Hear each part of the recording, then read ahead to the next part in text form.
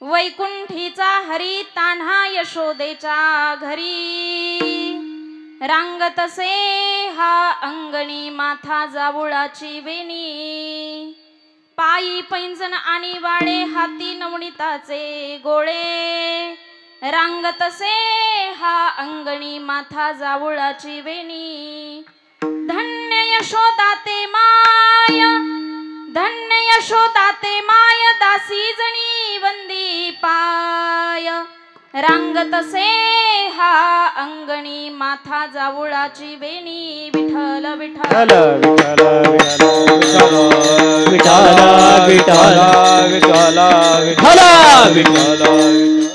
थोडासा आवाज वाढवा हरी आता वंदू रंग भूमिका कीर्तनी उभी होते लोका टाळ मृदंग श्रोते देखा तया माझे नमन दंडवत ऐसे नमन करोनी सकळा हरी कथा बोली बोबडिया बोला अज्ञान म्हणून या पुलिया बाळा चालवी सकळा नामा म्हणे विठ्ठल विठ्ठल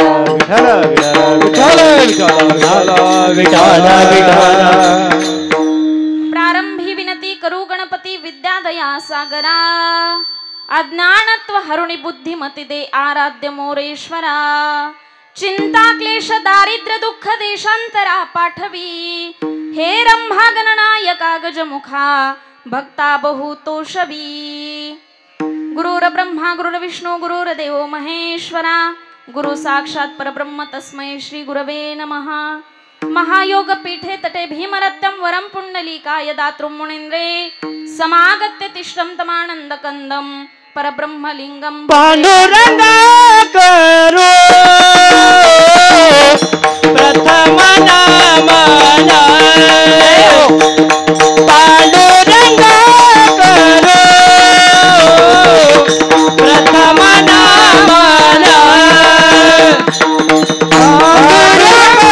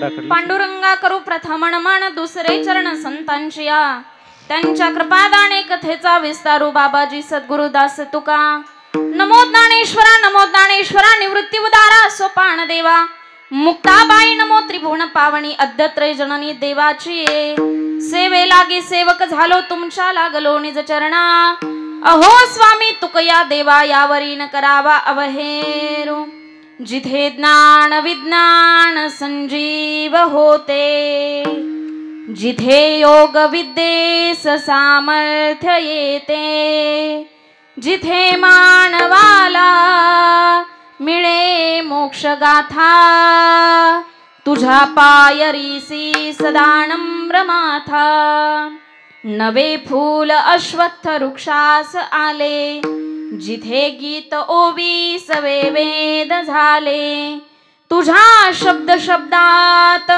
सायुज्यनाथा तुझ्या पायरीसी सदा नम्र माथा तुझ्या मंदिर्यार्थ जीवास तृप्ती तुझ्या दर्शने लोक स्वानंद घेती श्रुती धन्य झाल्या तुझे गीत गाता तुझ्या पायरीसी सदा नम्र माथा जोडोनिया कर चरणी ठेवी तो माथा चरणी ठेवी तो माथा परिसावी विनंती माझी पंढरीनाथा परिसावी विनंती माझी पंढरीनाथा जोडोनिया कर चरणी ठेवी तो माथा परिसावी विनंती माझी पंढरीनाथा परिसावी विनंती माझी पंढरीनाथा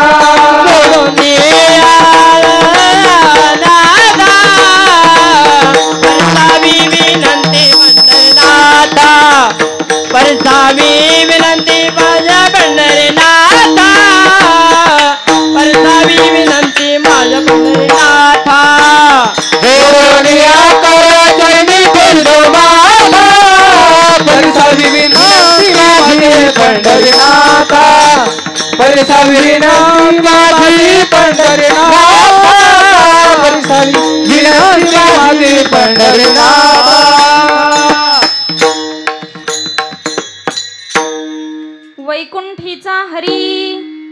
वैकुंठीचा हरी तान्हा यशोदेच्या घरी रांगतसे हा अंगणी माथा जावुळाची वेणी प्रस्तुत प्राप्त प्रसंगी कीर्तन रूपी सेवेकरता निवडलेला अभंग आनंद कंद करुणा वरुणालय भगवान पंढरीश पांडुरंग परमात्मा ज्ञानेश प्रिय संत जगद्गुरु तुकोबाराय आणि ज्या काळामध्ये राजा रामदेवराय राज्य करत असताना राजा प्रजेच्या मनासारखा वागत होता प्रजा राजाच्या मनासारखं वागत होती रामराज्य हे निर्माण झालं आणि विश्वनियंताला अवतार घ्यावासा वाटला म्हणून विश्वनियंतानं खाली डोकावून पाहिलं मुकुटातला मणी गळाला आणि 16 वर्षाचं एक बालक पाठीचा ताटकणा करून उभं राहिलं 700 श्लोकांवरती 9000 ओव्या लिहिल्या आणि 700 श्लोकांवरती 9000 ओव्या लिहित असताना अमृताचं पान तुम्हा आम्हाला दिलं ईश्वरीय ज्ञान संजीवन ज्ञानेश्वरी आईच्या अंतकरणानं तुम्हा आम्हाला पाजली जिच्या पोषणावर अनंत योगी निर्माण झाले ते विश्वविख्यात विश्वमौली दानोबाराय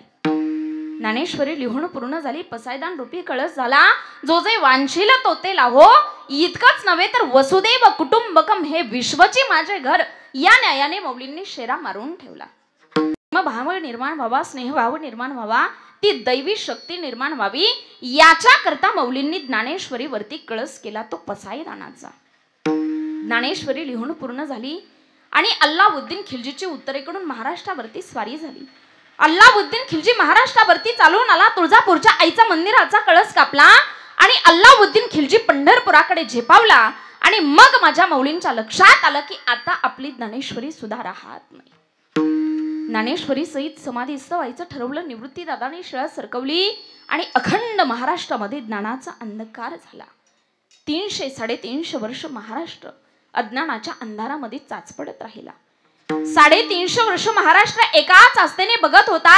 कोणी एका जन्माला येतो का, कुणी तुका जन्माला येतो का, अरे कुणी दाना जन्माला येतो का, कुणी नामा जन्माला येतो का. 350 वर्ष झाली भक्ती म्हातारी झाली. विवेक वैराग्य अवतार घेणा सगळीकडे अधर्म झाला. आणि मग विश्वनियंताच्या लक्षात आलं की पुन्हा एकदा अवतार घेणं गरजेचं आहे. विश्वनियंतानं पुन्हा एकदा खाली डोकावून पाहिलं. मुकुटातला दुसरा मणी गळाला आणि दक्षिण वाहिनी इंद्रायणीच्या तटावरती देहू नगरामध्ये 42 वर्षाचं भक्तीचं गारुड उभं राहिलं. 4-4.5 हजार अभंग तो महात्मा प्रसावला. इंद्रायणीचं कार्पण्य धुवून गेलं. पंढरीनाथाला खिळ्या भेटला. पंढरपुराच्या वाळवंटामध्ये भक्तिभावाचा डाव रंगला. भक्ती पुन्हा एकदा अंथरुणावरून उठली. भक्तीचा एका बाजूचा विवेकानं धरला, एका बाजूचा वैराग्यानं धरला आणि भक्ती महाराष्ट्र, सौराष्ट्र प्रांत, कर्नाटक सगळीकडे फिरून आली. महाराष्ट्रामध्ये आल्यानंतर महाराष्ट्रातल्या माणसांची मन संस्कारित झाली. तुकोबरायांनी गायलेल्या प्रसावलेल्या अभंगाद्वारे कीर्तनकार गावोगावी कीर्तन करू लागली. इतकंच नव्हे तर गळ्यामध्ये तुळशीच्या माळा आल्या, कपाळाला गोपीचंदन टिळा आला आणि हृदयामध्ये वैष्णवांच्या बद्दल कळवळा निर्माण झाला. हे कोणामुळे शक्य झालं तर महाराष्ट्रामध्ये होऊन गेलेल्या सगळ्या संतांमुळे. आदिशक्ती मुक्ताबाई, विश्वगुरु निवृत्तीनाथ महाराज, विश्वमौली दनोपराय, जगद्गुरु श्री संत तुकाराम महाराज, नाथ बाबा आणि संत जनाबाई यांच्यामुळे शक्य झालं. अरे कोण जनाबाई? माईबापांनो, शेकडो वर्ष झाले महाराष्ट्राच्या मातीमध्ये आजही लाखो वारकऱ्यांच्या मुखामध्ये ज्यांचे अभंग घोळतायत. पंढरीची सावळी विठाई म्हणजे दीन दुबळ्यांची आई, सगळ्यांचं सुख दुःख जाणून घेणारी ती एक माऊली आणि त्या माऊली करता ज्या रात्रंदिवस व्याकुळे त्यांच्या भेटी करता. दळीता कांडिता तुझं गाईन मी अनंता अशी ज्यांची भक्ती होती, ज्यांनी देवाला पंढरीचा चोर म्हणून आपल्या हृदयामध्ये बंदीखाना केला, अखंडपणे स्वतःला नामयाची दासी म्हणून ज्यांनी घेतलं. इतकंच नव्हे तर ज्यांच्या रसाळ वाणीने मराठी साहित्यामध्ये अतिशय मोलाची भर पडली, विठ्ठलाच्या भक्तीने ओतप्रोत भरलेले अभंग ज्यांनी रचले. इतकंच नव्हे तर आजही महाराष्ट्राच्या मातीमध्ये, महाराष्ट्राच्या कानाकोपऱ्यातून प्रत्येक घरामधून माता माऊल्यांच्या जात्यावरती दळण दळताना, दाणे भरडताना ज्यांच्या ओव्या कानावरती पडतात, अभंग कानावरती पडतात आणि ते अभंग ऐकल्यानंतर अक्षरशः मन तृप्त होतं, अशा असणाऱ्या मराठी साहित्यातील पहिल्या संत कवी संत जनाबाई महाराजांचा कीर्तन रूपी सेवेकरता निवडलेला अभंग विठ्ठल विठ्ठल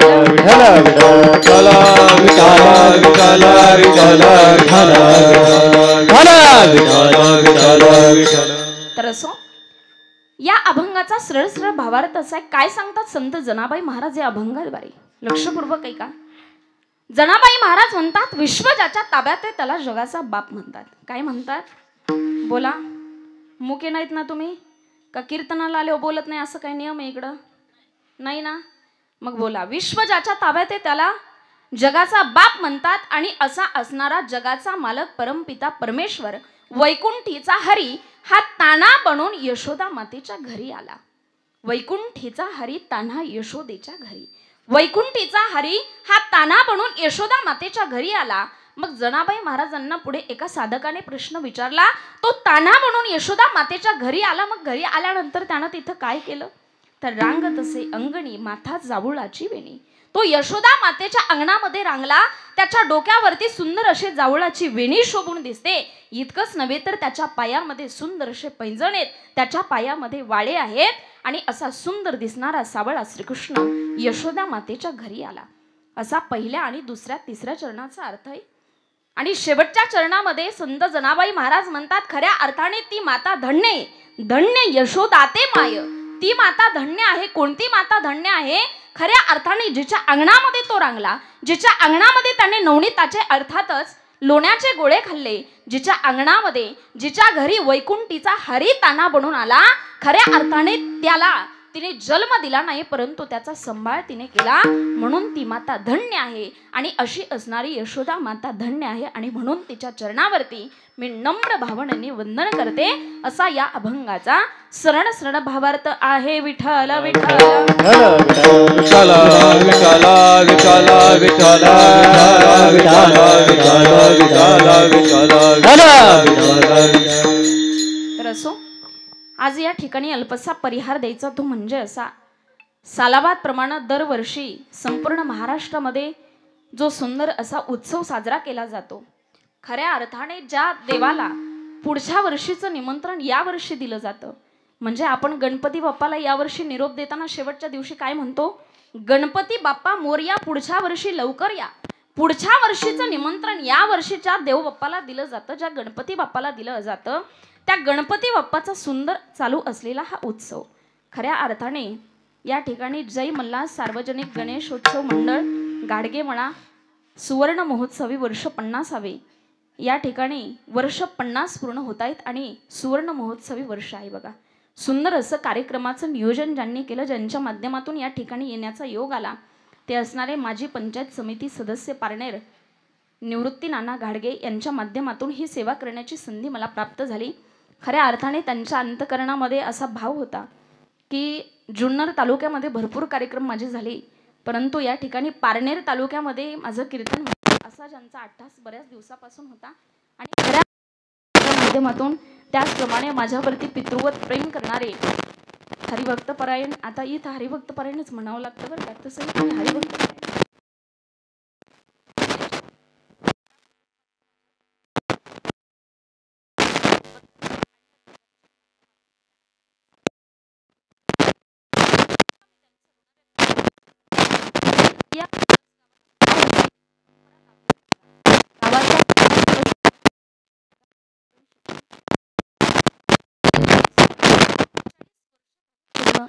आला. 40 वर्षापासून सुंदर अशा पद्धतीने केंद्रीय महाराजांच्या कृपेने हा पालखी सोहळा चालू आहे. खऱ्या अर्थाने या गावाला द्यावेत तेवढे धन्यवाद कमी आहेत. त्याचप्रमाणे अनेक पुरस्कार या गावाला लाभलेले आहेत. 2 राष्ट्रपती पुरस्कार व राज्य शासनाचे 3 पुरस्कार असे 5 पुरस्कार मिळालेले आहेत. जोरदार टाळ्या वाजवा गावाला. एकाच गावाला एवढे पुरस्कार मिळणं ही काही सोपी गोष्ट नाही बरं का.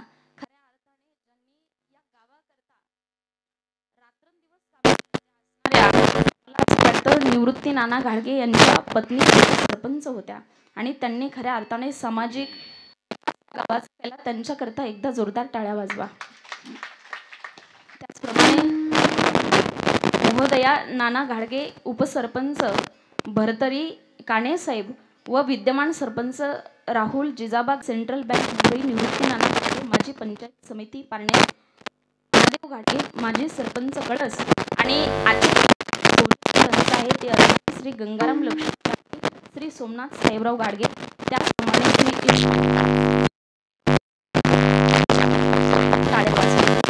कारण आपल्या खिशाचा पैसा दुसरीकडे याच्याकरता सुद्धा फार असावं लागतं. ते दाखवतं त्यांच्याकडे. म्हणून सर्वांना धन्यवाद देते. सुंदर असं कार्यक्रमाचं नियोजन तुम्ही केलंय. खऱ्या अर्थाने द्यावेत तेवढे धन्यवाद तुम्ही आहेत.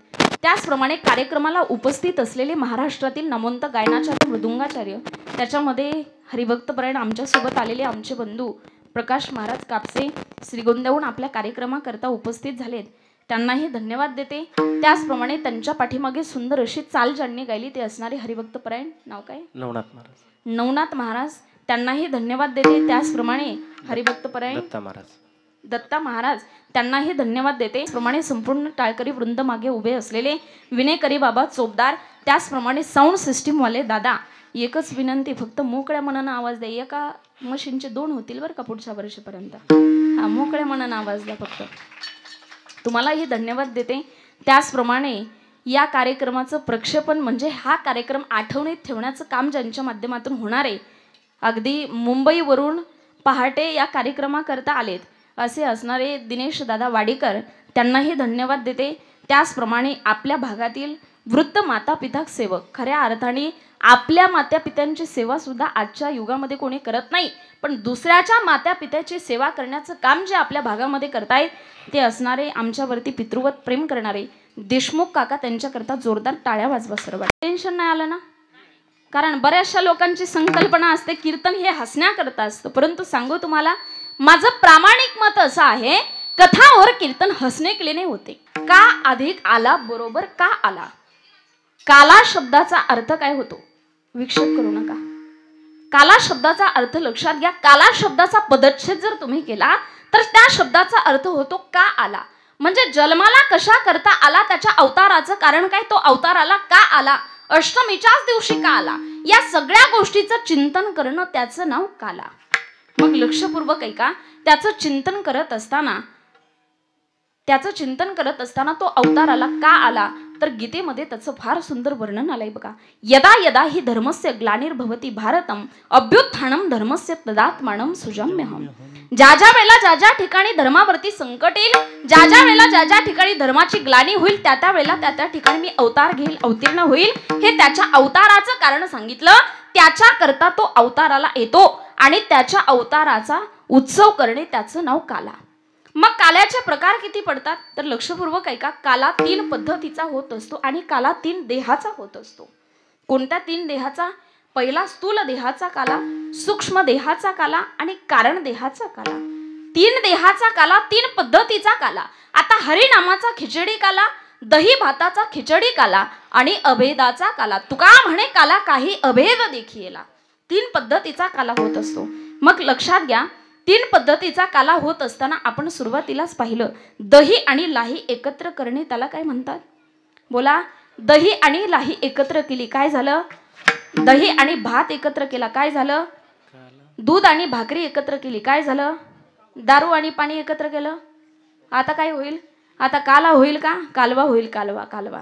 बरोबर. सांगायचं तात्पर्य, दही आणि लाही एकत्र केली त्याचं नाव काला. मग याच्यातलं दही सामान्य नाही आणि याच्यातली लाही सुद्धा सामान्य नाही बघा. का सामान्य नाही? जसं दही आणि लाही एकत्र केल्यानंतर दोन्ही वेगळं होणं अशक्य आहे, तसं जीव ब्रह्माचं ऐक्य एकदा झालं ना की दोन्ही वेगळं होणं अशक्य आहे. जीव ब्रह्माचं ऐक्य एकत्र झालं की दोन्ही वेगळं होणं अशक्य आहे. म्हणजे दही आणि लाही हे फक्त रूपक वापरले. कशाचे? नामाचे आणि प्रेमाचे.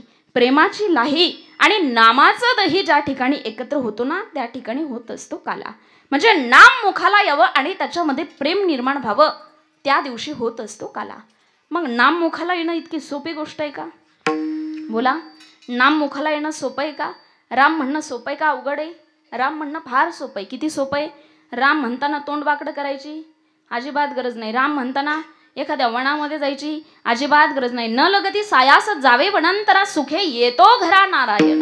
त्याच्याकरता कुठंच जायची गरज नाही. इतकं सोपं आहे राम म्हणणं, पण तरी सुद्धा मुखाला येत नाही. भगवंताचं नाम म्हणणं फार सोपं आहे आणि भगवंताचं नाम इतकं गोड आहे ते अमृतापेक्षाही गोड. अमृताहुनी गोड नाम तुझे देवा. जय हो. अमृताहुनी गोड नाम तुझे देवा. अमृताहुनी गोड नाम तुझे देवा. अमृताहुनी गोड नाम तुझे देवा. मन माझे केशवा कामन गे. मन माझे केशवा कामन गे. सांग पंढरी राया काय करूयासी. सांग पंढरी राया काय करूयासी. माझे केशवा केशवा कामन गे. सांग पंढरी राया करावे. सांग पंढरी राया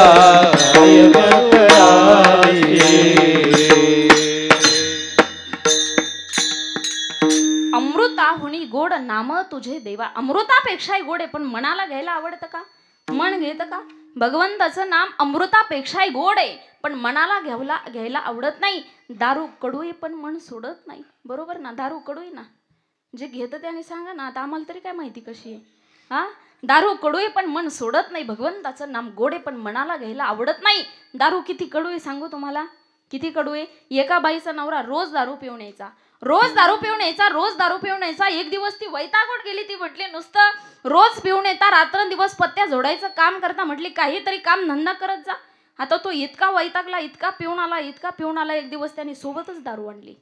दारू सोबत आणली, बायकोलाच दारू पाजली. बायकोला दारू पाजल्यानंतर बायको म्हटली बापरे किती कडूई हे म्हटल्यानंतर तो म्हणतो तुला आज कळालं का एवढं दुःख मी कसं पचवत असन?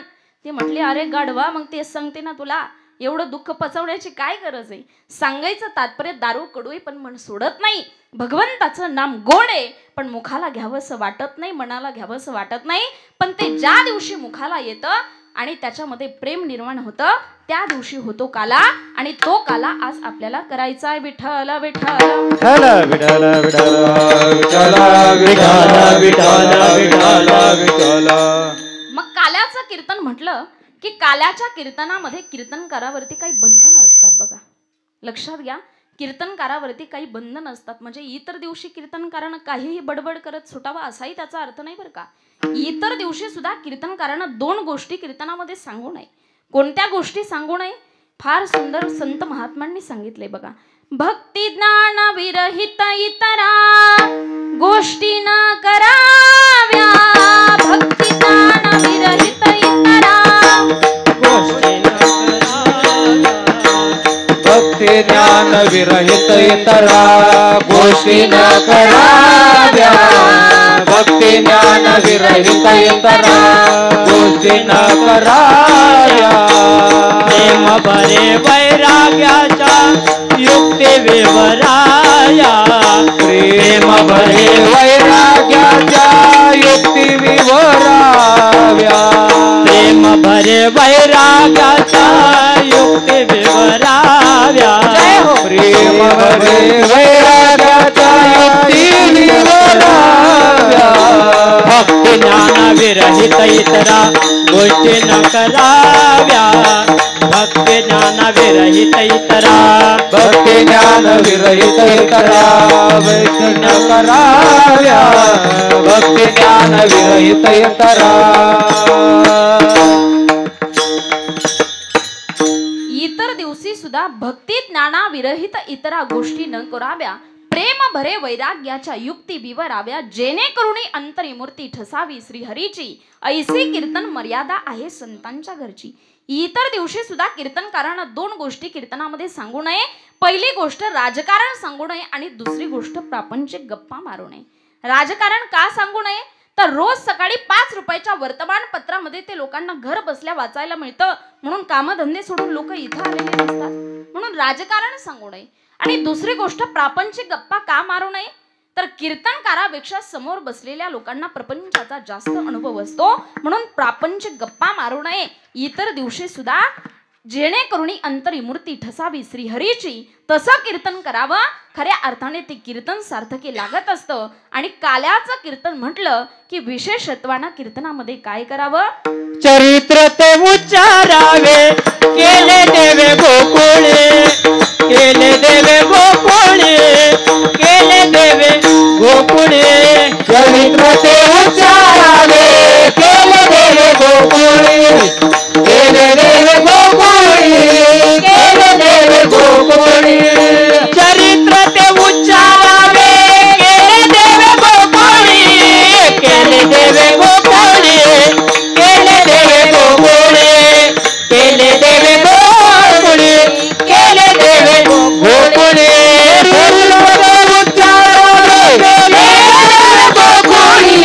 केले देवे गोकुळे. केले देवे गोकुळे. केले देवे गोकुळे. केले देवे गोकुळे. भगवान कृष्णानं जे चरित्र गोकुळामध्ये केलं त्याचं उच्चारण आजच्या दिवशी करायचंय. उच्चारण करायचंय, आचरण नाही बरं का. आचरण करायचं असेल तर चरित्र रामाचं आहे आणि उच्चारण करायचं असेल तर चरित्र कृष्णाचं आहे. कारण रामासारखं जगणं शक्य आहे, कृष्णासारखं जगणं शक्य आहे का? का? कृष्णानं 16,108 बायका केल्या होत्या. म्हणजे त्याच्या पाठीमागचा कथाभाग थोडासा वेगळा आहे. परंतु 16,108 बायका कृष्णानं केल्या होत्या. आपल्याला करणं शक्य आहे का? एकाच बायकोने मडं न्यायचं काम आहे, दुसरी कधी करता? हा, कृष्णानं 12 गाव अग्नी गिळला होता. आपल्याला बिडीचा चटका सहन होत नाही. शक्य आहे का कृष्णासारखं जगणं? कृष्णासारखं जगणं शक्य नाही, रामासारखं जगणं शक्य आहे. म्हणून चरित्र आचरण करायचं असेल तर रामाचं आहे आणि उच्चारण करायचं असेल तर कृष्णाचं आहे. म्हणून आजच्या दिवशी त्या फक्त चरित्र उच्चारण करायचंय जे भगवंताने गोकुळामध्ये केलं. मग संकल्पित वेळेमध्ये जेवढं चरित्र उच्चारण करता येईल तेवढं करण्याचा प्रयत्न आपण करू. तर लक्षपूर्वक आहे का? ते चरित्र असं आहे, त्याच्या पाठीमागचा कथाभाग असा आहे. मथुरेचा राजा कंस आणि त्या कंसाची एकुलती एक बहीण, तिचं नाव आहे देवकी. लक्षपूर्वक ऐका चिंतन. मथुरेचा राजा कंस आणि त्या कंसाची एकुलती एक बहीण, तिचं नाव आहे देवकी. आता देवकी उपवर झाली, थोडासा आवाज वाढवा. देवकी उपवर झाली. उपवर झाल्यानंतर आपल्या देशाची भारतीय संस्कृती अशी आहे, मुलगी उपवर झाली की तिचा काय करून द्यायचा? विवाह करून द्यायचा. आता कंसाने ठरवलं आपल्या एकुलता एका बहिणीचा विवाह करून देण्याचं. आता विवाह करून द्यायचा, पण कोणाशी करून द्यायचा? तर वसुदेवाशी विवाह करून देण्याचं ठरवलं. वसुदेव आणि देवकीचा विवाह संपन्न झाला आणि विवाह संपन्न झाल्यानंतर मोठ्या थाटामाटामध्ये वरात निघाली. वरात कळतील तुम्हाला? वरातच कळती म्हणा महाराज, दुसरं काही कळतच नाही. आता बरं झालं योगायोगाने ह्या उत्सवाच्या निमित्ताने या ठिकाणी कीर्तन तरी, नाही तर बऱ्याच ठिकाणी आज वराती पण चालल्यात, बरोबर ना. वरात निघाली. आता वरात निघाल्याच्या नंतर ती वरात गावाच्या मध्यभागी आली आणि मध्यभागी वरात आल्याच्या नंतर आकाशवाणी झाली. आकाशवाणीनं सांगितलं, मूर्ख कंसा, ज्या बहिणीची वरात तू एवढ्या आनंदामध्ये काढलीस ना, त्या बहिणीच्या पोटी येणारा आठवा तुला मारणार आहे. आठवा तुला मारणार आहे. याच्यावरती विश्वास नाही बसला कंसाचा.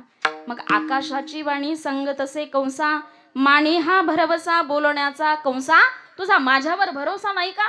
तो विश्वास ठेव, हिच्या पोटी येणारा आठवा तुला मारणार आहे. आता त्यानं विचार केला, हिच्या पोटी येणारा आठवा जर मला मारणार असेल तर मग यालाच कशाला जिवंत ठेवायचं, इलाच मारून टाकू ना. कारण वेळेनुसार माणसं बदलत असतात बघा. माणसं माणसावरती तोपर्यंत प्रेम करत असतात जोपर्यंत त्याच्याकडून काही त्रास होत नाही तोपर्यंत. त्रास व्हायला लागला की माणसं माणसावरती प्रेम करणं बंद करत असतात. त्याला डिपेंड ऑन सिच्युएशन म्हणतात. सांगू तुम्हाला कसं? माणसं माणसावरती प्रेम गरज आहे तोपर्यंत करतात. एखाद्या बाईनं रोज सकाळी उठून नवऱ्याला डब्बा जर वेळेवरती केला तर नवरा काय म्हणतो? काय माझी बायको गुणाची, माझ्या बायकोसारखी बायको अख्ख्या कळस गावात नाही. आणि 5 मिनिटं थोडंसं लेट झालं तर काय म्हणतो? कुडून बुद्धी सुचली आणि ही अवदासा माझ्या पदरामध्ये पडली. याला म्हणायचं डिपेंड ऑन सिच्युएशन. वेळ काळ परिस्थितीनुसार माणसं बदलत असतात. याच्या पुढे जाऊन एक उदाहरण सांगू तुम्हाला. माता माऊल्यांना लक्षपूर्वक ऐका. चहात माशी पडली, तुम्ही काय करता? बोला, काय करता? चहात माशी पडली, चहा फेकून देता, बरोबर. आता तीच माशी तुपामध्ये पडली, काय करता? तूप फेकता का माशी फेकता? नुसती फेकत नाही, आधी चोखता आणि मग फेकता. याला म्हणायचं डिपेंड ऑन सिच्युएशन. वेळ काळ परिस्थितीनुसार माणसं बदलत असतात बघा. जोपर्यंत आपली वेळ चांगली ना तोपर्यंत माणसं आपल्या बरोबर असतात आणि वेळ एकदा परकी झाली ना आपली माणसं सुद्धा परकी होत असतात. एक वाक्य लक्षात ठेवा, वक्त जब अपना होता है, वक्त जब अपना होता है तो पराये भी अपने होते हैं, लेकिन वक्त जब पराया होता है तो अपने भी पराये होते हैं. पण लोकांचं काही पण असू द्या, याच्या पुढे एक वाक्य ऐका. लोकांचं काही पण असू द्या, लोक असतात. घड़ी ठीक करने वाले बहुत है, घड़ी ठीक करने वाले बहुत है, लेकिन समय ठीक करने वाला एक ही परमात्मा है और उसका नाम है श्री कृष्ण. म्हणून जिसके पास कृष्ण है उसके पास कोई प्रश्न नहीं. वाक्य लक्षात आलं तर बघा, जिसके पास कृष्ण है उसके पास कोई प्रश्न नहीं.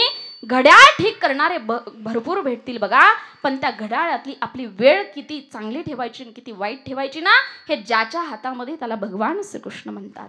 आणि त्या भगवान श्रीकृष्णाचा काला आज आपल्याला करायचा आहे. तर लक्षपूर्वक ऐका. त्या ठिकाणी वरात निघाली. वरात निघाल्याच्या नंतर आकाशवाणी झाली. आकाशवाणी झाल्याच्या बरोबर घेऊन या खड्ग माराया धावला, हात तो धरीला वसुदेवी.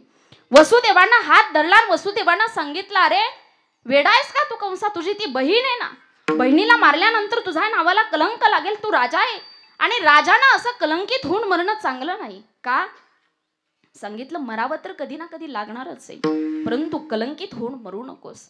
कारण कलंक हा काजळापेक्षा काळा आहे बघा. 4 वाक्य लक्षात ठेवा. जल से पतला कोण है, कोण भूमि से भारी, कोण आगन से तेज है, कोण काजल से काली. 4 प्रश्न 4 वाक्य लक्षात ठेवा. त्याचे 4 उत्तर ऐका. जल से पतला ज्ञान है, जल से पतला ज्ञान है, पाप भूमि से भारी, क्रोध आगन से तेज है, कलंक काजल से काली. खऱ्या अर्थाने क्रोध अग्नीपेक्षा त्या ठिकाणी तेज आहे. म्हणून जीवनामध्ये राग आवरा. राग येऊन गेल्यानंतर कळतं नुकसान किती झालंय. म्हणून कलंक काजळापेक्षा काळा. एक वेळ काजळ पुसलं जाईल परंतु कलंक पुसला जाणार नाही. त्या ठिकाणी वसुदेवानं सांगितलं, अरे कलंकित होऊन मरू नकोस, मरावं तर कधी ना कधी लागणारच आहे. मग त्या ठिकाणी विचारलं, करू काय? सांगितलं एक काम कर, आम्हाला दोघाला तुझ्या बंदीशाळेमध्ये ठेव, जेवढे काही अपत्य होतील तेवढे आम्ही तुझ्याकडे आणून देऊ. आता आणून देऊ म्हटल्यानंतर त्या ठिकाणी त्यानं सांगितलं तुझा शत्रूही संपून जाईल, तुझ्या बहिणीचा जीव पण वाचेल आणि तुझ्या नावाला कलंकही लागणार नाही. ही गोष्ट मान्य झाली कंसाला. कंसानं मान्य केली. कंसाच्या बंदीशाळेमध्ये वसुदेव आणि देवकीला ठेवलं गेलं. वसुदेव देवकीला कंसाच्या बंदीशाळेमध्ये ठेवलं. पहिली गर्भधारणा झाली, पहिला पुत्र झाला. प्रामाणिकपणाने वसुदेवानं आणून दिला. आणून दिल्याच्या नंतर कंसाने पुत्र पाहिला, विचार केला, अरे मला 8वा मारणार आहे, मग मी याला कशा करता मारू. दया आली कंसाला. कंसाला दया आली, परंतु ही गोष्ट नारद महर्षींना समजली. नारद महर्षींनी विचार केला, जर हा असाच पुण्य करायला लागला तर याच्या पापाचा घडा भरणार नाही, आणि याच्या पापाचा घडा जर भरला नाही तर भगवंत अवतार घेणार नाही. यानं पाप केलं पाहिजे ना, मग याच्या करता काय केलं पाहिजे. नारद महर्षी त्या ठिकाणी जातात आणि नारद महर्षी सांगतात. नारद शब्दाचा अर्थ सांगू तुम्हाला. नारद म्हणजे ज्यांची कोणतीच गोष्ट कधीच रद्द होत नाही त्यांना म्हणायचं नारद. आणि असे गल्ली गल्लीत गावागावात असतात बरं का. म्हणजे ते नारद वेगळे, ते नारद भेटले तर साक्षात भगवंत भेटतो, हे नारद भेटले तर देवाचा ना आपला कुठंच पत्ता लागत नाही, असे नारद असतात आपल्यातले. त्या नारद महर्षींनी सांगितलं, अरे पहिला 8वा असू शकतो, 8वा पहिला असू शकतो, मग काय करू, मारून टाक म्हटले. मारून टाक म्हटल्यानंतर मारून टाकलं. पहिला मारला. 7वा गर्भ योगमायेने रोहिणीच्या गर्भामध्ये नेऊन घातला. आणि आता 8वा येणार, 8वा येणार, 8वा येणार. सगळ्यांना 8व्याची आतुरता लागली. 8वा येणार, 8वा येणार. सगळ्यांना 8व्याची आतुरता लागली. देवकीचं तेज त्या ठिकाणी कंसाच्या बंदीशाळेमध्ये लख असा प्रकाश पडला. निसर्गाचं सगळं रूप बदललं. सगळीकडे आनंदी आनंद झाला आणि खऱ्या अर्थाने विजांचा कडकडाट, ढगांचा गडगडाट त्या ठिकाणी झाला. आणि कंसाच्या बंदीशाळेमध्ये वसुदेव देवकीच्या समोर 8 वर्षाची चतुर्भुज मूर्ती उभी राहिली. 8 वर्षाची चतुर्भुज मूर्ती वसुदेवानं पाहिली आणि वसुदेवजी म्हटले, देवा तुम्ही लहान होऊन जन्माला यावं याच्याकरता आम्ही तप केले, परंतु तुम्ही मोठे होऊन जन्माला आलात, आम्हाला तुमचे मायबाप कोण म्हणेल. त्यावेळेला देवानं सांगितलं, मी लहान होणार आहे पण काहीतरी सांगण्याकरता आलोय. काय सांगण्याकरता आलोय, मी लहान झाल्यानंतर मला इथं ठेवू नका, मला कुठं घेऊन जा. नंदाच्या घराला, नंदाच्या घराला, मजने गोकुळाला, मजने गोकुळाला. हे नंदाच्या घराला, नंदाच्या घराला, मजने गोकुळाला, मजने गोकुळाला. माया उपजली ते मज आणि येते. माया उपजली ते मज येते. माया उपजली ते मज आणि येते. माया उपजली ते मजाली येते. नंदाच्या घराला, नंदाच्या घराला, मजने गोकुळाला, मजने गोकुळाला, मजने गोकुळाला.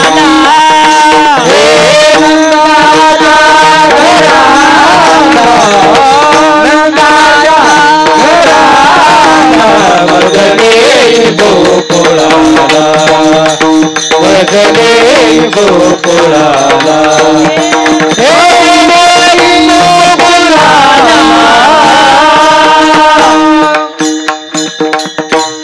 नंदाच्या घराला मज नेई गोकुळाला, मला कुठं घेऊन जा, गोकुळाला घेऊन जा. मग या ठिकाणी प्रश्न उपस्थित होतो की जगाचा चालक मालक असणारा परमपिता परमेश्वर जन्म होता क्षणी मला इथं ठेवू नका, मला नंदाच्या घराला घेऊन जा, मला गोकुळाला घेऊन जा, असं का बरं सांगतात. त्याचं कारण काय आहे हा माझा प्रश्न नाही, एका फार मोठ्या वक्त्याच्या मुखातलं वाक्य आहे बघा. त्या वक्ते म्हणतात की चार्वाकांच्या मुखातलं वाक्य आहे.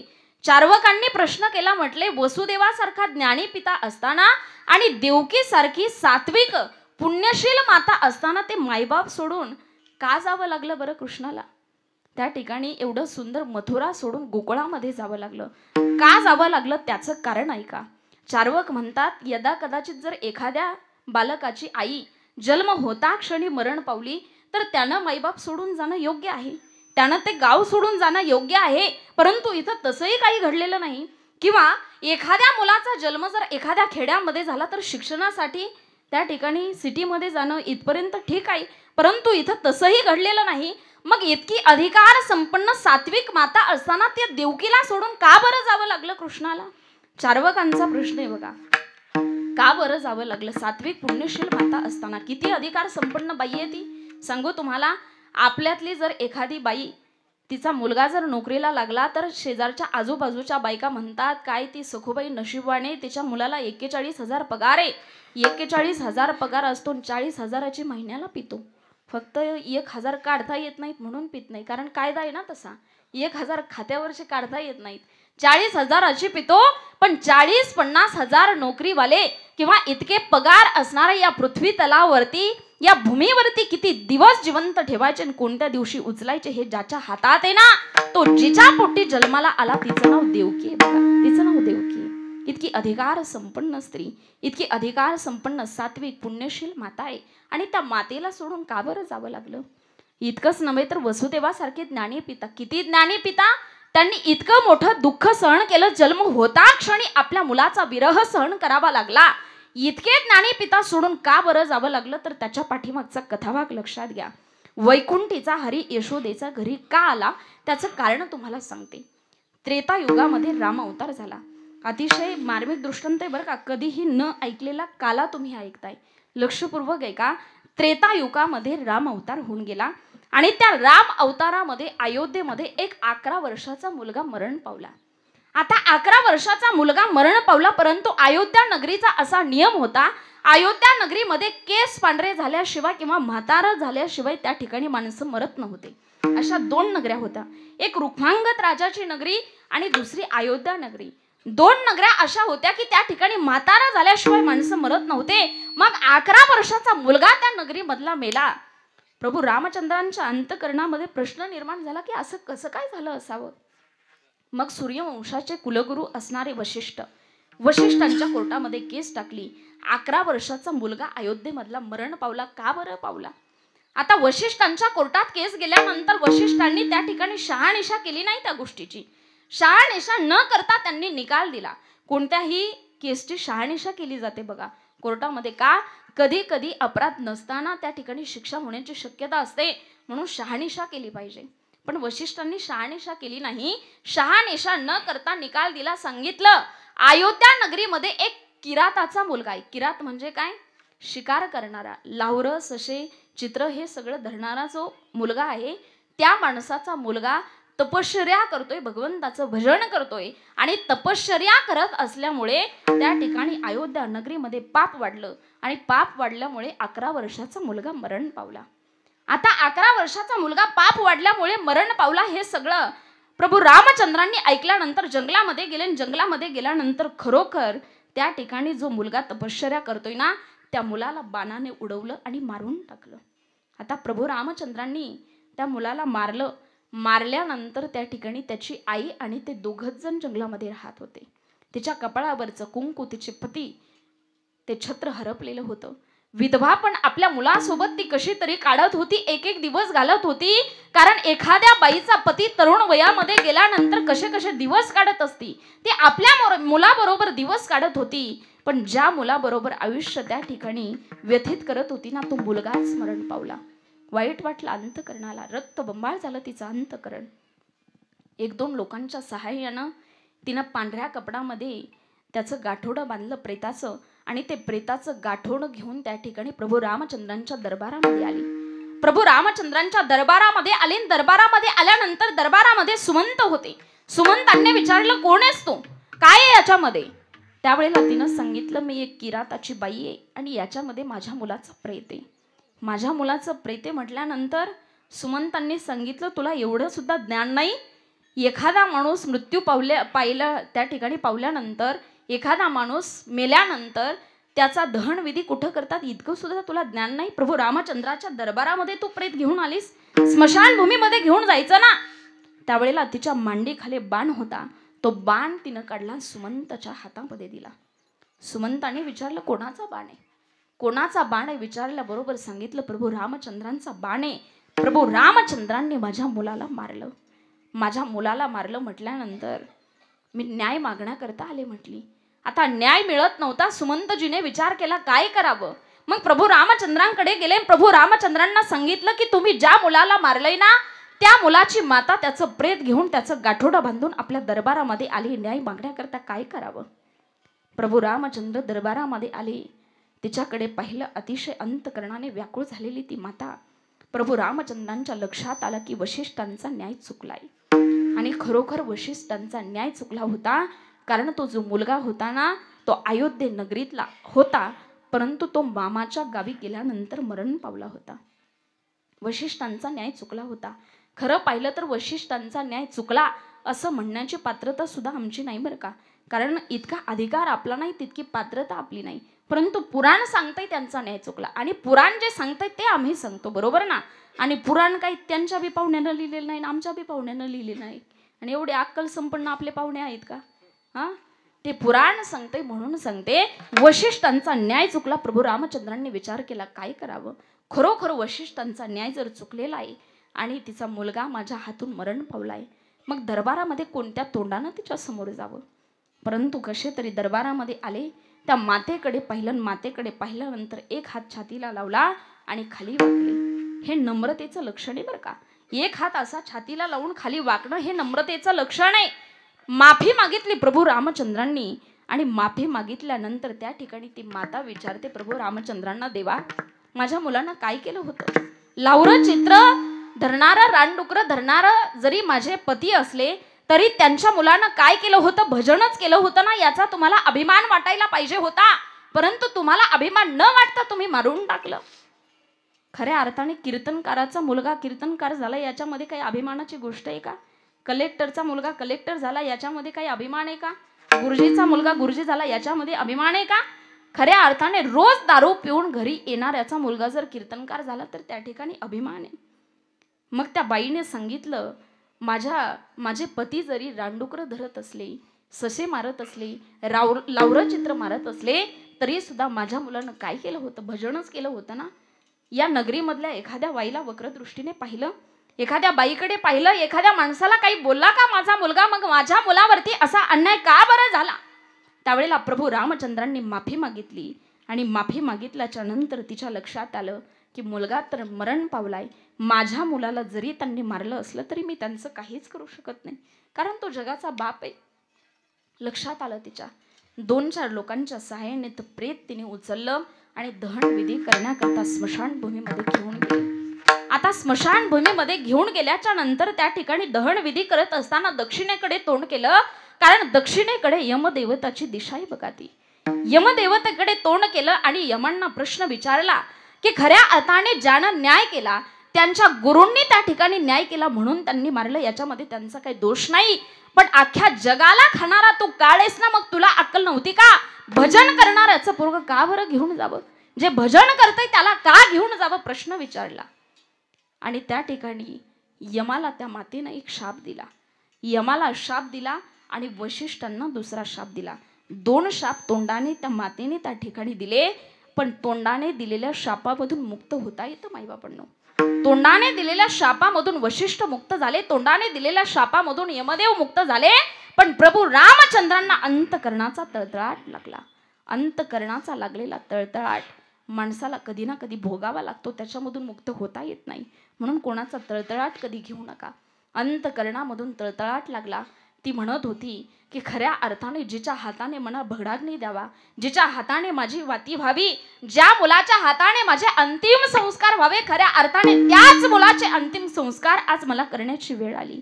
त्याच मुलाला भडाग्नी देण्याची वेळ मला आली. काही वाईट काळ असेल तिच्या जीवनामधला तो. ती विचार करते, प्रभू रामचंद्रांनी माझ्या मुलाला मारलं पण मी त्यांचं काहीच करू शकत नाही. परंतु अंतकरणामधून ध्वनी निघाला. प्रभू रामचंद्रांना त्या ठिकाणी अंतकरणाच्या ध्वनीनं सांगितलं, देवा तुम्ही जरी माझ्या मुलाला मारलं असलं ना, माझा मुलगा गेल्यानंतर आता माझं दहन विधी करण्याकरता कोणीच शिल्लक राहिलेलं नाही, मला भडागणी देण्याकरता कोणीच शिल्लक राहिलेलं नाही. ज्या मुलाची प्रेत यात्रा माझ्या डोळ्यानं पाहिली, ती प्रेत यात्रा पाहत असताना त्याला माझ्यापासून लांब होत असताना तो विरह मला जितका आज झालाय ना, इतका विरह तुमच्या माय बापाला कधी ना कधी सहन करावं लागेल. आणि त्याच त्रेतायुगातलं तळतळाटाचं गाठोडं घेऊन प्रभू रामचंद्र या ठिकाणी द्वापार युगामध्ये जन्माला आले. परिणाम भगवान श्रीकृष्णाच्या अवतारामध्ये द्वापार युगामध्ये जन्म होता क्षणी वसुदेवासारखे ज्ञानी पिता आणि सात्विक असणारी देवकी माता मायबाप सोडून गोकुळाला जावं लागलं. हेच महाराज सांगतात, जनाबाई महाराज सांगतात अभंगाच्या प्रथम चरणात. वैकुंठीचा हरी, वैकुंठीचा हरी, वैकुंठीचा हरी, वैकुंठीचा हरी, वैकुंठीचा हरी, वैकुंठीचा हरी, वैकुंठीचा हरी, वैकुंठीचा हरी, वैकुंठीचा हरी, वैकुंठीचा हरी, वैकुंठीचा हरी, वैकुंठीचा वैकुंठीचा हरी, वैकुंठीचा हरी, वैकुंठीचा हरी, वैकुंठीचा हरी. ताना यशोदेच्या घरी, ताना यशोदेच्या घरी, रांगताले अंगणी, रांगताले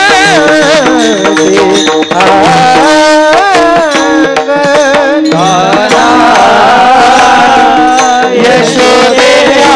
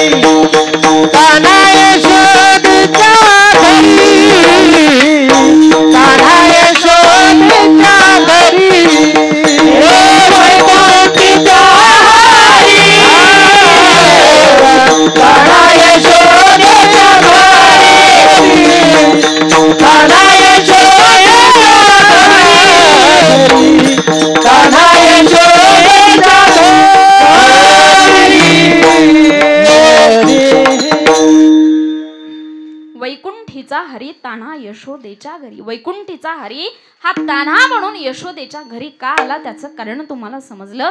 आपला विषय चालला होता, भगवान श्रीकृष्ण त्या ठिकाणी सांगतायत की मला इथं ठेवू नका, मला नंदाच्या घराला घेऊन चला. नंदाच्या घराला घेऊन चला म्हटल्यानंतर वसुदेवानं सांगितलं, देवा नंदाच्या घराला नेणं तुम्हाला इतकं सोपं आहे, बोलण्या इतकं सोपं आहे, एवढे सगळे द्वारपाळ सगळा पहारा कडक केलेला आहे, नेणं इतकं सोपं आहे का? कारण बोलणं फार सोपं असतं, करणं फार कठीण असतं बघा. आता एवढा मोठा कार्यक्रम या ठिकाणी केलाय, हे बोलणं फार सोपं आहे, पण करणाऱ्याला कळतं किती त्रास होतो बघा. करणाऱ्याला कळत असतो. बोलणाऱ्याला काय, बोलणारे काय म्हणत असतात, कीर्तनकार हाच नव्हता पाहिजे, वादक तोच नव्हता पाहिजे, गायक तेच नव्हते पाहिजे, मग कोण पाहिजे? बोलणाऱ्याला काही लागत नाही बघा. आणि बोलणारे इतके विचित्र असतात, खऱ्या अर्थाने दातृत्व ज्यांचं असताना 5-5, 10-10 हजार, 15-15 हजार वर्गणी देणारे ना, त्यांचं काही नसतं. पण जे 500 रुपये वर्गणी देताना ते फार बेजारी करतं.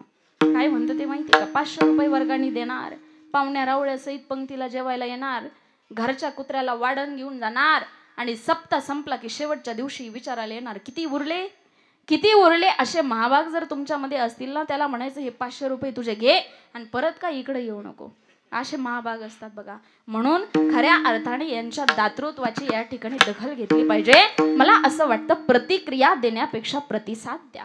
जे करतय ना प्रतिक्रिया देण्यापेक्षा प्रतिसाद द्या. म्हणून एवढं सगळं दातृत्व ज्यांनी दाखवलंय, एवढा सगळा खर्च ज्यांनी या कार्यक्रमाकरता केलाय ना, त्यांच्याकरता जोरदार टाळ्या वाजवा सर्वांनी. सुंदर असं कार्यक्रमाचं नियोजन त्यांनी केलं. बोलणं फार सोपं असतं, करणं फार कठीण असतं. वसुदेवानं सांगितलं, देवा बोलणं फार सोपं आहे, परंतु तुम्हाला नंदाच्या घराला घेऊन जाणं इतकं सोपं आहे का? देवानं सांगितलं, त्याची काळजी तुम्ही करू नका, मी आल्यानंतर सगळं काही व्यवस्थित होईल. आणि पुन्हा एकदा त्या ठिकाणी देवकी मातेच्या गर्भामध्ये प्रवेश केला.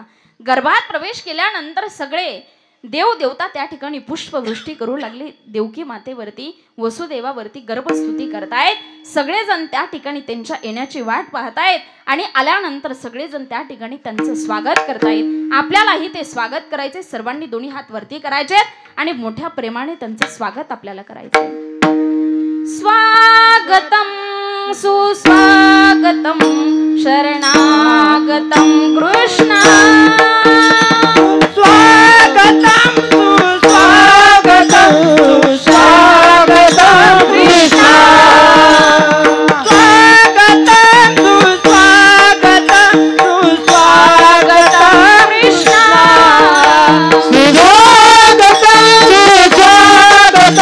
सुस्वागतम कृष्णा.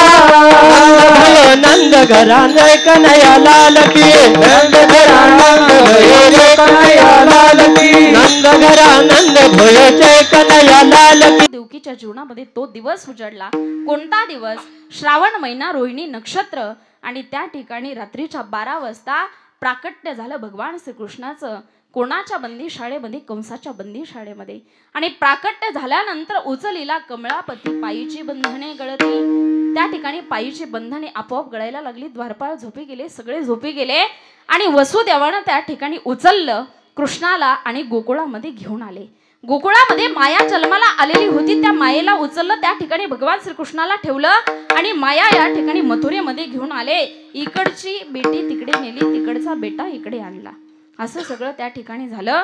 आणि सकाळी सकाळी त्या नंद बाबाची बहीण यशोदा मातेचं बाळंतपण करण्याकरता आलेली होती बघा. बाळंतपण करण्याकरता पूर्वीची परंपरा होती. आपल्या पत्नीचं बाळंतपण करण्याकरता आपली बहीण यायची. का? चोखोबरांच्या पत्नीचं बाळंतपण विश्वाच्या बापानं केलं, पण कोणाच्या रूपामध्ये केलं? चोखोबाची बहीण काला शारंभर. चोखोबाची बहीण काला शारंभर. चोखोबाची बहीण काला शारंभर. चोखोबाची बहीण काला शारंभर. चोखोबाची बहीण काला शारंगार. चोखोबाची बहीण काला शारंगार. चोखोबाची बहीण काला शारंगार. चोखोबाची बहीण काला शारंगार. वहिनी उघडणार. अंतकरणानं करणं गरजेचं आहे. कारण देवाला जिंकण्याकरता फक्त अंतकरणामध्ये भाव असावा लागतो. शुद्ध ज्याचा भाव झाला दुरी नाही देव त्याला. ज्याच्या अंतकरणातला भाव शुद्ध झाला ना, त्याच्याकरता देव लांब नाही. मग शुद्ध अंतकरणानं त्या भगवंताचं भजन करणं गरजेचं आहे. म्हणून तुम्हाला एकच सांगेन, आजच्या कीर्तनातून एवढा संदेश घरी घेऊन जा. नाही तुम्हाला शुद्ध अंतकरणानं भजन करता आलं, थोडासा आवाज द्या. नाही तुम्हाला शुद्ध अंतकरणानं त्याचं भजन करता आलं, नाही त्या पांडुरंग परमात्म्याची वारी करता आली, तर कमीत कमी आपल्या घरामध्ये जो ज्ञानेश्वरीचा ग्रंथ बांधून ठेवलेला आहे ना, तो ज्ञानेश्वरीचा ग्रंथ कधीतरी हातामध्ये घ्या. कधीतरी त्या ज्ञानेश्वरीच्या ओव्यांना आपल्या बोटांचा स्पर्श होऊ द्या. हे मी तुम्हाला का सांगते ऐका. अरे माझ्या विश्वमौली तांडवरायांनी मेलेल्या माणसाला जिवंत करून ज्ञानेश्वरी लिहिली. ऐका, मेलेल्या माणसाला जिवंत करून माझ्या विश्वमौली तांडवरायांनी ज्ञानेश्वरी लिहिली, पण आपण ती जिवंतपणे वाचत नाही. आपल्या या महाराष्ट्राची शोकांतिका आहे. म्हणून विनंती असेल माझी तुम्हाला, आवाज द्या की विकू द्या थोडं. म्हणून जिवंतपणे ती ज्ञानेश्वरी वाचा. का सांगते ऐका. अरे 5 वर्षाच्या मुक्ताबाईनं ज्ञानदादाला उपदेश केला. अरे ज्ञानदादा, या जगाचं कल्याण व्हावं तुला वाटतंय ना, विश्वाचं कल्याण व्हावं तुला वाटतंय ना, तर या विश्वाचं कल्याण होण्याकरता तू ताटीचा दरवाजा बंद करू नको. ताटीचा दरवाजा उघड आणि खऱ्या अर्थाने या विश्वाचं कल्याण करण्याकरता बाहेर पड. माझ्या 5 वर्षाच्या मुक्ताबाईचा उपदेश पुष्पमौली तोंडवरेंनी ऐकला. विश्वमौली ज्ञानोबाई बाहेर पडले आणि पैठणला गेले. पैठणला गेल्यानंतर भगवद्गीतेवरती प्रवचन करायला सुरुवात केली. 6 महिने प्रवचन केले. 6 महिने झाल्यानंतर पुन्हा एकदा मुक्ताबाईने उपदेश केला. मुक्ताबाई म्हणते, अरे ज्ञानदादा, गंगा बहती भली साधू भटकता भला. साधून एका ठिकाणी राहायचं नसतं रे दादा, आपल्याला निघायला हवं. आणि पुन्हा एकदा ती भावंड आळंदीला निघाली. आळंदीकडे येत असताना एक नेवासा नावाचं गाव लागतं. त्या नेवासा नावाच्या गावामध्ये गेले. रात्रीची वेळ होती. मंद मंद पाऊस चालू होता आणि त्या मंद मंद पावसामध्ये एक मस्जिद होती. त्या मस्जिदीमध्ये गेले. मस्जिदीमध्ये काजी होता. काजीने विचारलं, बच्चो आप कौन है? सांगितलं, हम हिंदू है. हिंदू हिंदू है तो यहाँ किसके आए? जाओ तुम्हारे मंदिर जाओ. सांगितलं, काजी साहब, आमच्याकडे बदलण्याकरता कपडे नाही तो. आमचे कपडे ओले झालेत. रात्रीपर्यंत आम्हाला आसरा द्या. सकाळ झाली की आम्ही निघून जातो. काजीने सांगितलं, यहाँ मुस्लिम के अलावा कोई ठहर नहीं सकता. जाओ तुम्हारे मंदिर जाओ. त्यावेळेला विश्वमौली तांडवरायांनी एकच प्रश्न विचारला. मौली म्हणतात, काजी साहब, क्या मस्जिद सिर्फ मुस्लिम की हो सकती है, हिंदू की नहीं? हाँ, ये सिर्फ मुस्लिम की हो सकती है, हिंदू की नहीं. त्यावेळेला मौली म्हणतात, ये खुद बताएगी ये किसकी है. आणि त्या दगडा मातीच्या मस्जिदीला प्रश्न विचारला माझ्या विश्वमौली तांडवरायांनी. मौली म्हणतात, ए मस्जिद तू किसकी है? तू किसकी है म्हटल्याच्या बरोबर त्या दगडा मातीच्या भिंतीमधून ऐका, दगडा मातीच्या भिंतीमधून 3 वेळा आवाज आला, मैं हिंदू की हूँ, मैं हिंदू की हूँ, मैं हिंदू की हूँ. लक्षात आलं, काजीचा अधिकार सामान्य नाही विश्वमौली तांडवरायांचा. आणि काजी साहेब त्या ठिकाणी विश्वमौली तांडवरायांच्या चरणावरती गडाबडा लोळायला लागला. मी हे का सांगते तुम्हाला ऐका. आणि त्याच नेवासा नावाच्या गावामध्ये माझ्या विश्वमौली तांडवरायांनी ज्ञानेश्वरी सच्चिदानंद बाबांना मेलेल्या प्रेतावरून उठवलं आणि उठवून ती ज्ञानेश्वरी लिहिली. पण आपण जिवंतपणे ती वाचत नाही. आपली शोकांतिक आहे. सांगायचं तात्पर्य, जिवंतपणे ती ज्ञानेश्वरी हातामध्ये घ्या. अरे मी लहान असताना माझा बाप गावामध्ये आनंदाने सांगायचा, छाती उंच करून सांगायचा, ही माझी मुलगी नाही, माझा हा मुलगा आहे. मुलगा काय सांगत होता? माझ्या बापाला माहिती होतं, रोज सकाळी माझे लेक शाळेमध्ये जाताना ज्ञानेश्वरीचा ग्रंथ हातामध्ये घेते, रोज 10 वेळ वाचते आणि मगच शाळेमध्ये जाते. म्हणून विचार करा, कधी तुमच्याही बापाने म्हणावं असं, माझी लेक ज्या घरामध्ये जाईल ना त्या घराचं कल्याण होईल, सांगावं तुमच्या बापाने जगाला. सांगायचं तात्पर्य एकच, आपल्या भारताची, आपल्या महाराष्ट्राची अखंड अस्मिता असणारा ग्रंथ, अखंड विश्वाचं तत्वज्ञान एका छोट्याशा मुक्ताबाईच्या उपदेशावरून विश्वमौली तांडवरायांनी खुलं केलं. म्हणून जिवंतपणे ती ज्ञानेश्वरी वाचा. शुद्ध भावनेनं त्या भगवंताचं भजन करा. शुद्ध भावनेनं तर भजन केलं ना तर निश्चितच आजही कलियुगामध्ये तो देव तुम्हाला भेटल्याशिवाय राहणार नाही. जसं भजन माझ्या चोखोबरायांनी केलं, परिणाम जगाचा बाप त्यांच्या पत्नीचं बाळंतपण करण्याकरता आला. पण कोणाच्या रूपामध्ये आला महाराज सांगतात ऐका. वहिनी उघडा दार हाका मारी, वहिनी उघडा दार हाका मारी, चोखोबाची बहीण दारा दारा, चोखोबाची बहीण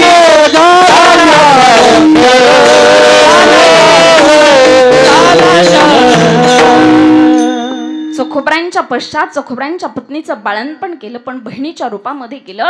सांगायचं तात्पर्य, पूर्वीची परंपरा होती आपल्या पत्नीचं बाळंतपण करण्याकरता आपली बहीण यायची.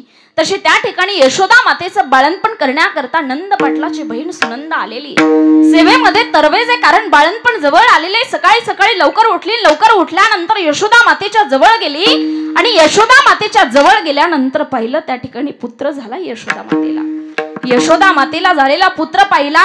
नंद बाबा सकाळी सकाळी गोठ्यामध्ये गाईचं सेवा करण्याकरता दूध काढण्याकरता गेले होते.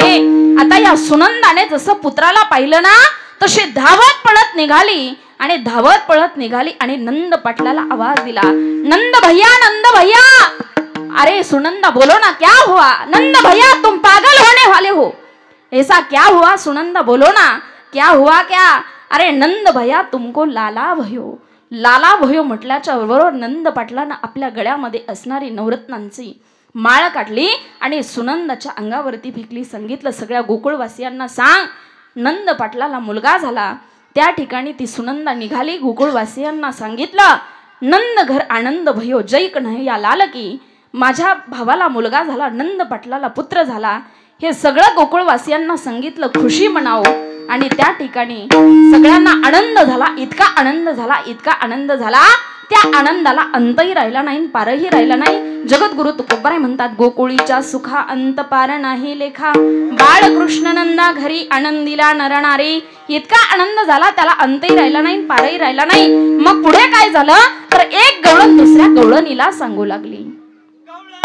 म्हणत गवळणीला न पुत्र झाला यशोदेला. म्हणत गवळणीला पुत्र झाला यशोदेला. म्हणत गवळणीला पुत्र झाला यशोदेला. म्हणत गवळणीला पुत्र झाला यशोदेला. एक धागे एक पुढे काठी वाटे सुंद बडे. एक धागे एक पुढे काठी वाटे सुंद बडे. धागे एक पुढे काठी वाटे सुंद बडे. एक धागे एक पुढे काठी वाटे सुंद बडे. गवळण मागत गवळणीला पुत्र झाला यशोदेला. गवळण म्हणत गवळणीला पुत्र झाला यशोदेला. म्हणत गवळणीला पुत्र झाला यशोदेला. म्हणत गवळणीला पुत्र झाला यशोदेला. गवळण म्हणती गवळणीला पुत्र झाला यशोदेला. एक गवळण दुसऱ्या गवळणीला सांगू लागली, नंदाला पुत्र झाला. कारण त्या ठिकाणी खऱ्या अर्थाने फक्त पुत्र जन्माला आला नव्हता, तर आनंदाच्या ठिकाणी आनंदाचं प्रागट्य त्या ठिकाणी झालं होतं. निर्गुण निराकार असणारा परमात्मा सगुण रूपामध्ये साकार त्या ठिकाणी झाला आणि त्याचा आनंद सगळ्यांना झाला होता. ज्याला रंग नाही, रूप नाही, वर्ण नाही, छाया नाही असा असणारा निर्गुण निराकार परमात्मा सगुण रूपामध्ये साकार झाला. त्याचा जन्म झाला, प्राकट्य झालं. प्राकट्य झाल्यानंतर सगळ्या गवळणी त्या ठिकाणी पाहायला जाऊ लागल्या. सगळ्या गवळणी पाहायला जात असताना एक गवळण आतमध्ये गेली की दुसरीला येऊन सांगायची, इतका सुंदर आहे, इतका सुंदर आहे की त्याला पाहिल्यानंतर त्यानं माझं मनच वेधून घेतलं, इतका तो सुंदर आहे. पाहिला पाहिला नंदाचा नंदन. पाहिला पाहिला नंदाचा नंदन. पाहिला पाहिला नंदाचा नंदन. पाहिला पाहिला नंदाचा नंदन. पाहिला पाहिला नंदाचा नंदन. पाहिला पाहिला नंदाचा नंदन. पाहिला पाहिला नंदाचा नंदन. पाहिला पाहिला नंदाचा नंदन. तेने वेदेल मन, तेने वेदेल मन, तेने वेदेल मन. तेने वेदेल मन, तेने वेदेल, तेने वेदेल मन. क्या बात है. पाहिला पाहिला नंदाचा नंदन. पाहिला पाहिला नंदाचा नंदन. पाहिला पाहिला नंदाचा नंदन. पाहिला पाहिला नंदाचा नंदन.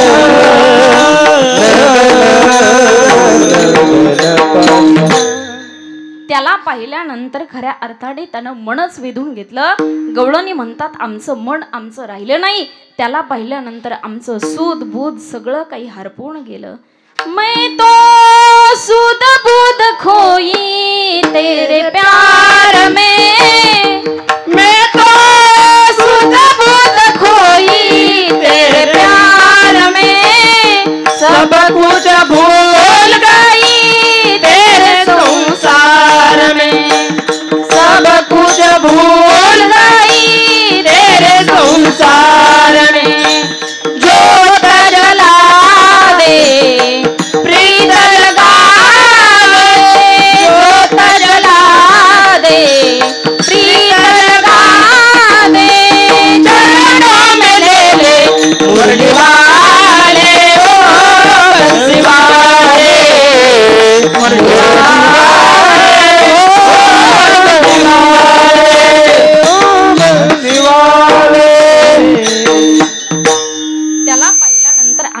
आमच्या राहिलो नाही असं सगळं वर्णन सगळ्या गवळणींनी केलं.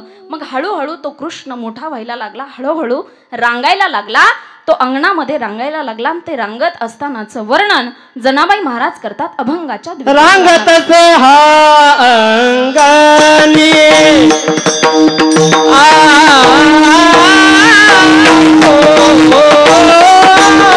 रांगत से हा अंगणी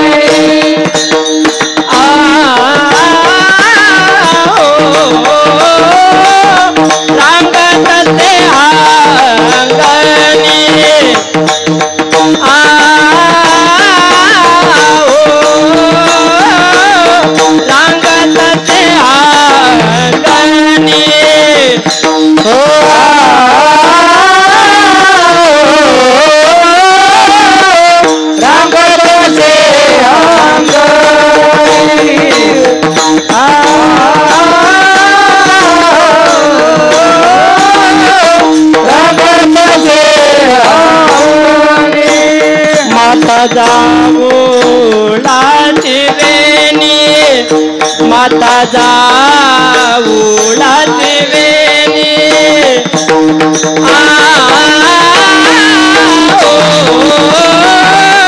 रांगत से अंगणी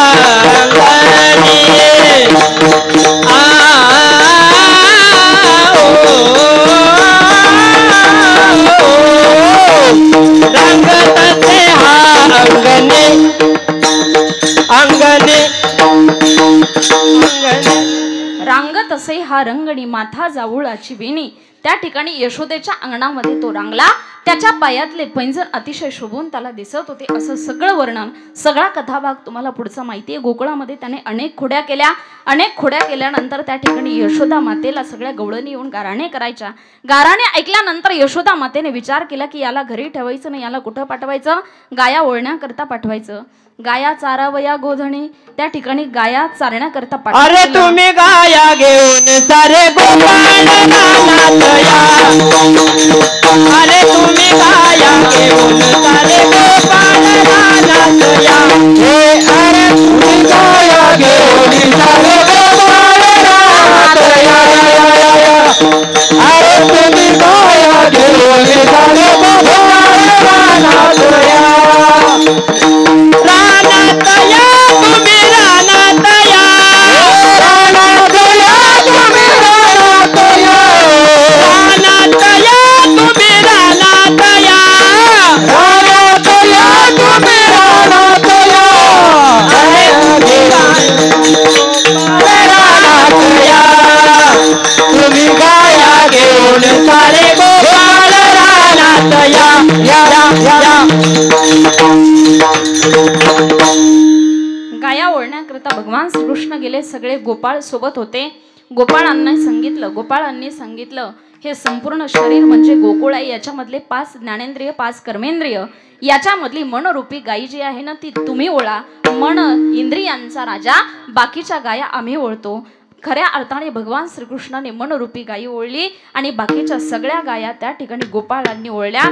गाया ओळल्यानंतर भूक लागली आणि दुपारच्या वेळेला भूक लागल्यानंतर सगळेजण एकत्र आले. सगळ्यांनी एकत्रित काला केला. तो काला आज आपल्याला सगळ्यांना करायचा आहे. शेवटी जाता जाता तुम्हाला सांगते, खऱ्या अर्थाने अभंगाचा भावार्थ तुमच्या समोर ठेवण्याचा प्रयत्न केलाय. वैकुंठीचा आरे ताना बनून यशोदेच्या घरी आला. त्याच्यामध्ये त्याने अनेक त्या ठिकाणी खोड्या केला. तिच्या अंगणामध्ये तो रांगला. त्या ठिकाणी नवनीताचे गोळे खाल्ले. नवनीताचे म्हणजेच त्या ठिकाणी कशाचे, लोण्याचे गोळे खाल्ले. आणि शेवटी असे 11 वर्ष 52 दिवस गोकुळामध्ये भगवान श्रीकृष्ण राहिले. शेवटी कथाभाग ऐका. 11 वर्ष 52 दिवस राहिले आणि 53वा दिवस उगवला आणि 53व्या दिवशी त्या ठिकाणी अक्रूर त्या ठिकाणी घेण्याकरता आले. अक्रूर घेण्याकरता आल्यानंतर रथ सजवलेला होता. रथामध्ये भगवान श्रीकृष्णाला बसायचं होतं आणि बसायचं असताना जात असताना यशोदा मातेने त्या ठिकाणी सांगितलं वसुदेवाला. यशोदा मातेने त्या ठिकाणी सांगितलं की 2 मिनिटं तुम्ही कृष्णाला आतमध्ये बोलवा. आतमध्ये बोलवा म्हटल्याच्या नंतर आतमध्ये बोलवलं आणि आतमध्ये बोलवल्यानंतर भगवान श्रीकृष्णांना खाली बसवलं. मोठं असं ताट घेतलं. त्या ताटामध्ये दही, दूध, साखर, तूप असे सगळे दुधापासून बनवलेले जे काही पदार्थ आहे ते सगळे एकत्र घेतले आणि एकत्र घेतल्यानंतर यशोदा मातेने भगवान श्रीकृष्णांना सांगितलं की याच्यामधला प्रत्येक एका पदार्थाचा घास तू खायचा. भगवान श्रीकृष्णाने सांगितलं की आता जेवण केलंय, आता काही भूक नाही, परंतु तरी सुद्धा यशोदा मातेचा आग्रह होता प्रत्येक पदार्थाचा एक घास त्या ठिकाणी खाल्ला आणि खाल्ल्यानंतर यशोदा मातेने त्या ताटाला पाणी फिरवलं. पाणी फिरवल्यानंतर त्या ठिकाणी भगवान श्रीकृष्णाने प्रश्न विचारला की इतक्या दिवस मी पाहिलं जेवणाला बसायच्या आधी ताटाला पाणी फिरवलं जायचं, जेवणाला बसायच्या आधी तू पाणी फिरवायची, पण असं उलट कसं काय झालं? जेवण झाल्यानंतर सगळ्या पदार्थाचा एक घास खाल्ल्यानंतर ताटाला पाणी फिरवलं. त्यावेळेला यशोदा मातेने सांगितलं की इतक्या दिवस ज्या दिवसापासून मला समजलं ना की तू कोणाचा पुत्र आहे, कृष्णाला विचारलं खरं सांग, माझी शपथ घेऊन डोक्यावरती हात ठेवला, तू कोणाचा पुत्र आहे? डोक्यावरचा हात काढला आणि भगवान श्रीकृष्णाने सांगितलं मी देवकीचा पुत्र आहे. यशोदा मातेने सांगितलं मला आधीच माहिती होतं तू देवकीचा पुत्र आहे आणि हे ज्या दिवसापासून मला समजलं होतं ना त्या दिवसापासून खऱ्या अर्थाने जो पदार्थ तू ज्या दिवशी खाशील ना तोच पदार्थ त्या दिवशी मी खायचे. तू ज्या दिवशी दूध खायचास ना त्याच दिवशी मी दूध खायचे. तू ज्या दिवशी दही खायचास ना त्याच दिवशी मी दही खायचे. ज्या दिवशी तू दही खाणार नाही ना त्या दिवशी मला खावं वाटलं तरी सुद्धा मी खात नव्हते. आज या ठिकाणी मी संकल्प करते दुधापासून बनलेले कुठलेच पदार्थ मी खाणार नाही. आजपासून मी संकल्प करते. हा संकल्प यशोदा मातेने कोणाकरता केला? भगवान श्रीकृष्णा करता केला. जो पुत्र आपल्या पोटी जन्माला आला नाही तरी सुद्धा त्या पुत्राकरता संकल्प केला. सखी माय तरी करेल का आपल्या लेकराकरता असा संकल्प? दुधापासून बनलेला एकही पदार्थ आजपासून मी खाणार नाही म्हणून त्या ताटाला पाणी मी आज फिरवलंय. इतकी ती माता धन्य आहे. हेच वर्णन करतात जनाबाई महाराज अभंगाच्या शेवटच्या. धन्य यशोदा ते माय, धन्य यशोदा ते माय,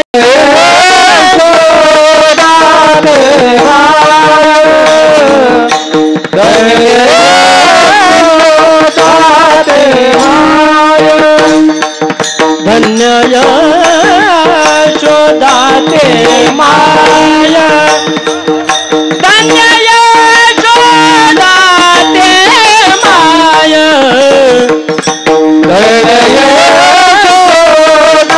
ते माय, धन्य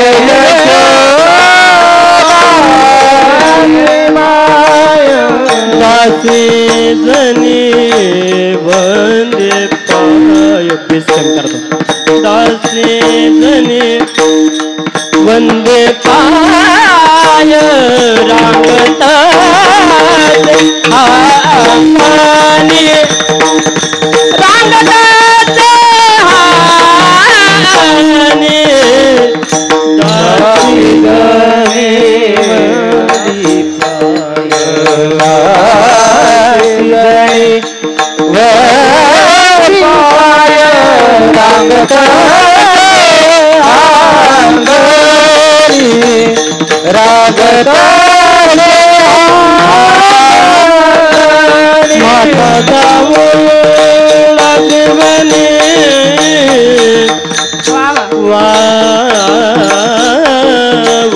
दासी जनी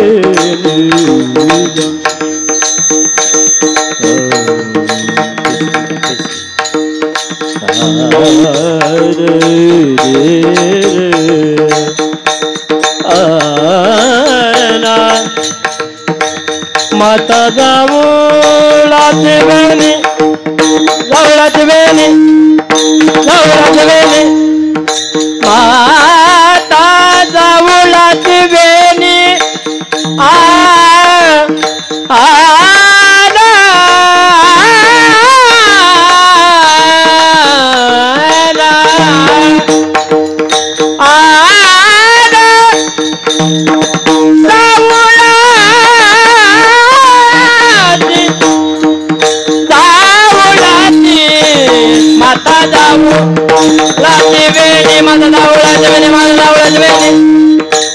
माता जाऊळाची वेणी माता जाऊळाची वेणी रागत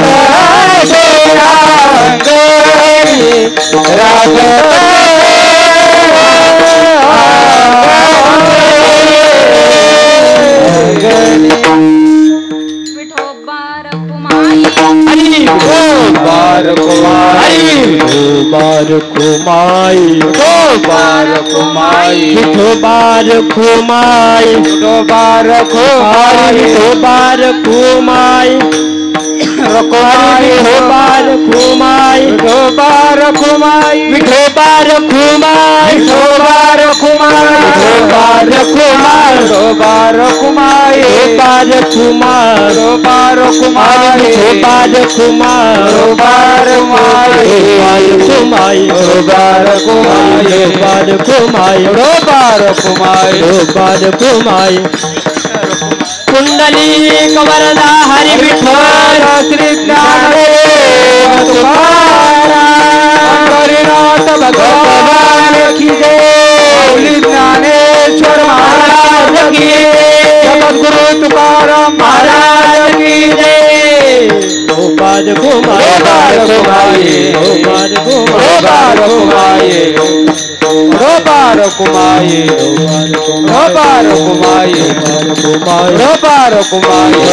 कुमाई बार कुमाई बार कुमाई बार कुमाई बार बार कुमाई बार कुमाई बार कुमाई बार कुमाई बार कुमाई बार कुमाई बार कुमाई बार कुमाई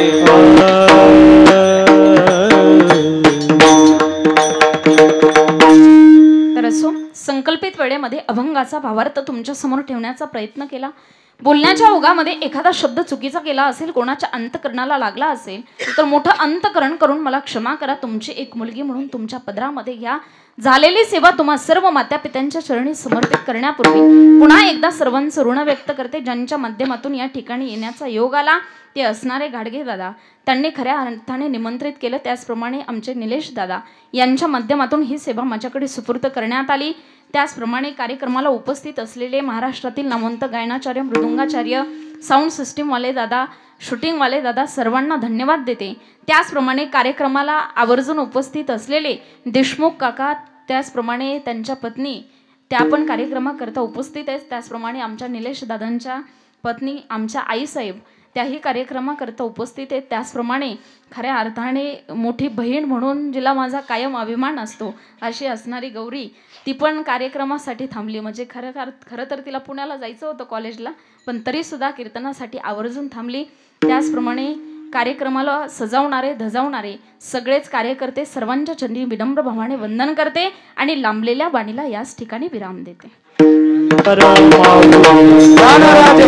माऊली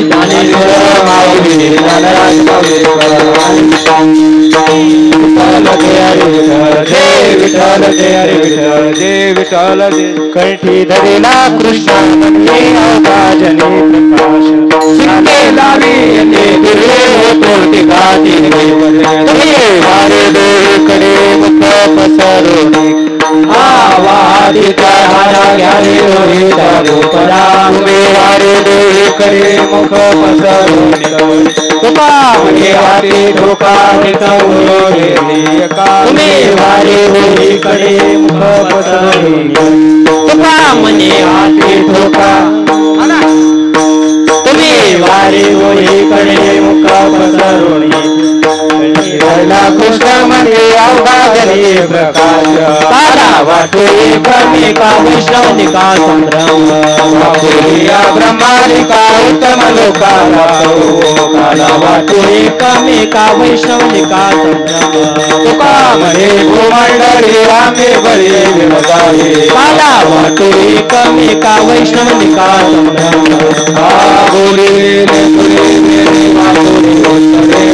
क्षमा अपराध महाराज तुम्ही सिद्ध नाही उच्चारिला अधिकार मी आपला करा. क्षमा अपराध महाराज तुम्ही सिद्ध तुका बळी ज्ञानेश्वरा राखा पाया पैकी करा. जगद्गुरु तुकाराम महाराज की जय. सद्गुरु चोग महाराज. झाले समाधान तुमचे देखील चल आता उठावेसे म्हणा येत नाही नारायण. सुरुवातीत पण येते सापडले केले आता उठावेसे म्हणा येत नाही ना. तुका म्हणे भूक गेला वारीला आता उठावे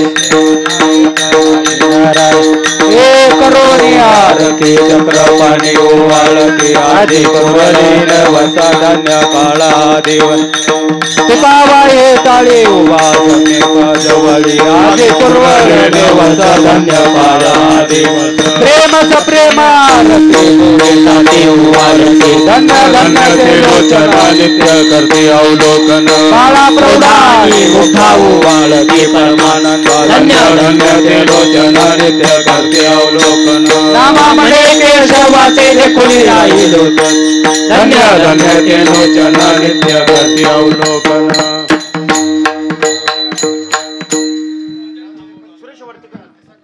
आधी आरती सकाळी हा आधी आरती होऊन द्या नंतर नाही गणपती हॅलो गडबड करू नका सर्वांनी शांतता घ्या. जय मल्हार सेवा सार्वजनिक गणेशोत्सव मंडळ आयोजित आणि जय मल्हार सेवा गाडगे मंडळ संयोजित त्याचप्रमाणे निर्मलग्राम कळस गावातील सर्व ग्रामस्थ संयोजित सुवर्ण महोत्सवाचा हा सोहळा संपन्न होत असताना आज काल्याच्या कीर्तनानं या ज्ञानयज्ञ सोहळ्याची सांगता होत आहे. तत्पर